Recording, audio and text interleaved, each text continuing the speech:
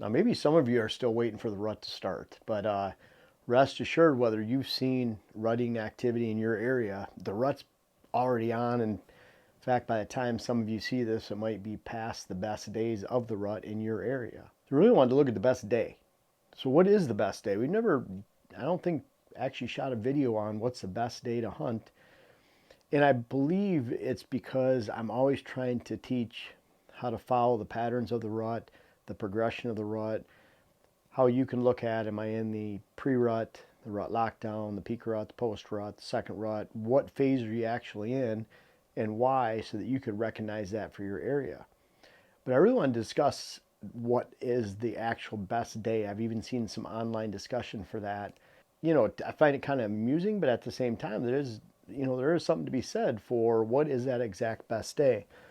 I thought about a lot of my bucks going back to one of my best bucks is a 15 point I shot. I believe it was 2007, 2006, maybe 2006, but it was right around October 26th. I shot a really big one on October 22nd. I'd even put that as part of the range right here.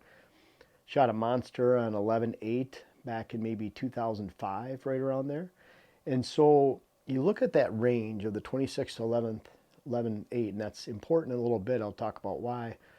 But if I had to pick a day in there, some of those are pre-rut bucks, meaning the rut's just started. There's a couple does here and there maybe, but the mature bucks are ready. Young bucks aren't yet.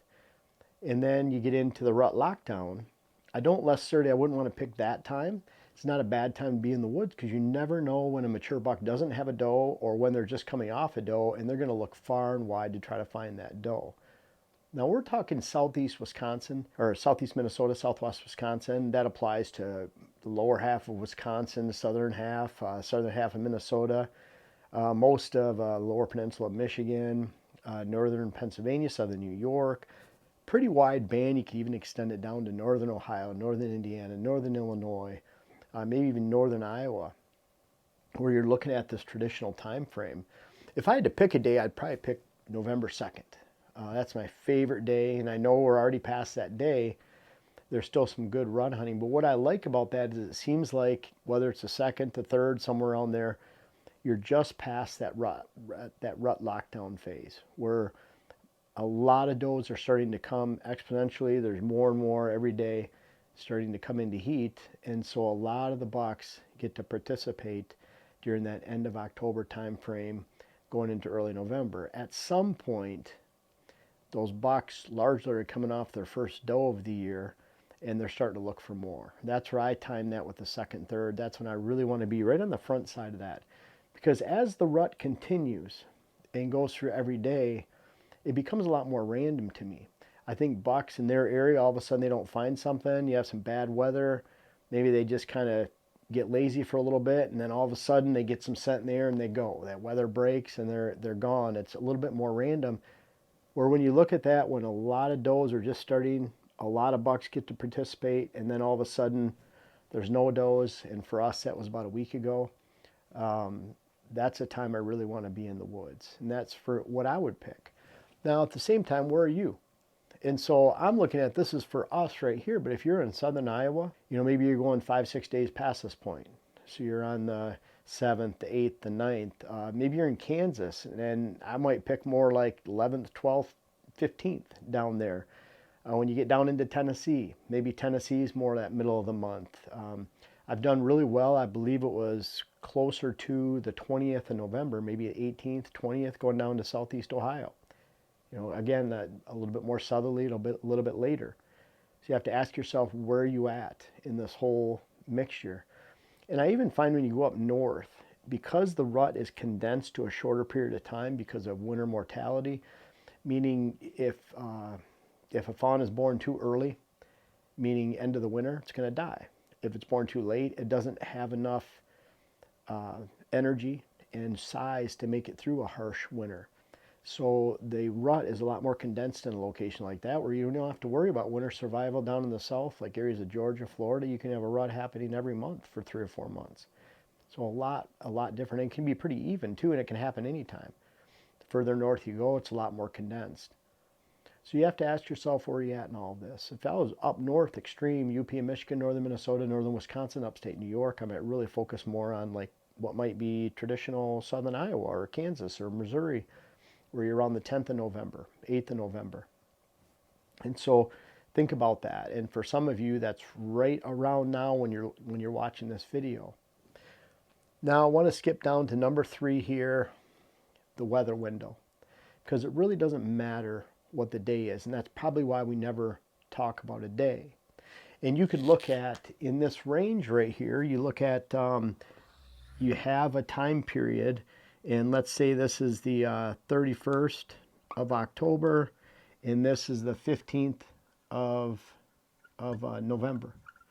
And that's a pretty big time range right there. And maybe your favorite day is cheated towards us. It's right here. Maybe you're down in Kansas, Tennessee, somewhere down there, south a little bit, Mississippi, and you're looking at more towards the 15th. The bottom line is you have a window here. And your window will be a little bit later if you're south. But the bottom line is I'm looking at a roller coaster of weather opportunity through this time period. It's not to say that you don't sit somewhere in the woods every day. It's just I'm really slanting my best stands and my best opportunities at a certain buck towards those best weather days. And so I'm hunting that roller coaster. I want to make sure that I'm hunting the best spots, and there might be a couple little bumps in here too. Maybe everything's equal, but you get a couple cold mornings that are 7 to 10 degrees colder, maybe frost. But I want to be out there for those best days within that time period. So that's what's really important. I think so many people get focused on a certain number. You know, where are we at? Is the 6th the best day? Is the 8th, the 10th? When really you probably have a window of about 10 days. And I'm looking at that weather. I'm looking again, we talk about the weather all the time, but I'm looking for when conditions subside. I had comments this morning already on YouTube. Someone said, well, I'm in Georgia and we had really strong winds and rain, and it suppressed the buck activity. So I just haven't seen much movement in the last 2 or 3 days. When you have periods of time like that where movement is suppressed, then on the back side it's enhanced when that weather breaks, whether it's high winds, extreme weather, high heat, whatever it is. Then once that breaks, then watch out. That's when deer are really going to move. So anytime movement is suppressed, it's going to be enhanced. Anytime it's enhanced, it'll be suppressed soon after. They can't just keep enhanced. Even bucks that are running, they can't just keep going 24/7. They need to take breaks. And so I'm really looking at, instead of a perfect day, I'm looking at a perfect window. And during that window, I'm looking at perfect days within that window. And it's amazing how 80-90% of my bucks are shot on those perfect days within that window, and been doing that for decades. So that's what we try to teach on this channel. Instead of a certain day, I don't like, and a certain day to me is no different than the moon. You can say, well, this is going to be a great moon day.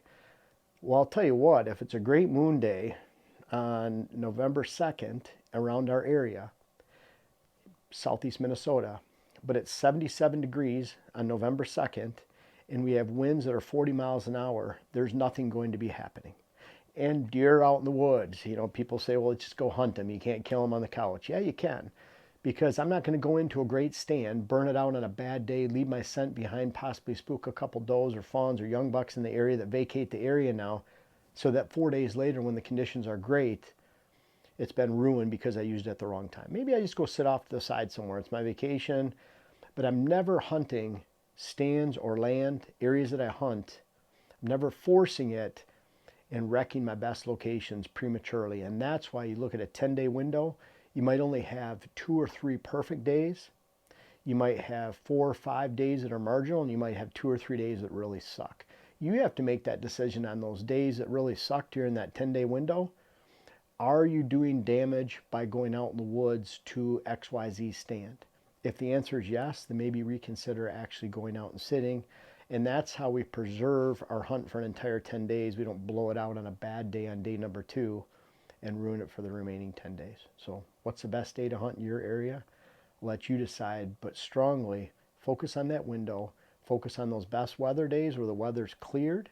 Hunt the backside of those fronts, and you'll be on target for the best day, which could always differ each year, not because of timing of the rut, but purely based on the weather within that time frame. It's going to be the same time frame every year. You just have to look at the weather forecast and it'll lead you to success. Yeah, I really appreciate you watching all the way to the end. Your followers will really appreciate and taking the time. I wanted to mention we have our last minute food plots you can check out at Pure Wildlife Blends. We have a lot of different seed varieties, especially our fall power greens. We have ways to establish clover this time of year, rye, a lot of different goodies. We also have our client visits. We've already started scheduling for this year, December through next August. So there's 5 of us going to client properties. Make sure you check that out. And then finally, our books and web classes. They're great Christmas presents this time of year is when they really start to sell. So really appreciate you watching. Just check out Whitetail Habitat Solutions or for this food plot seed company, purewildlifeblends.com. Thank you.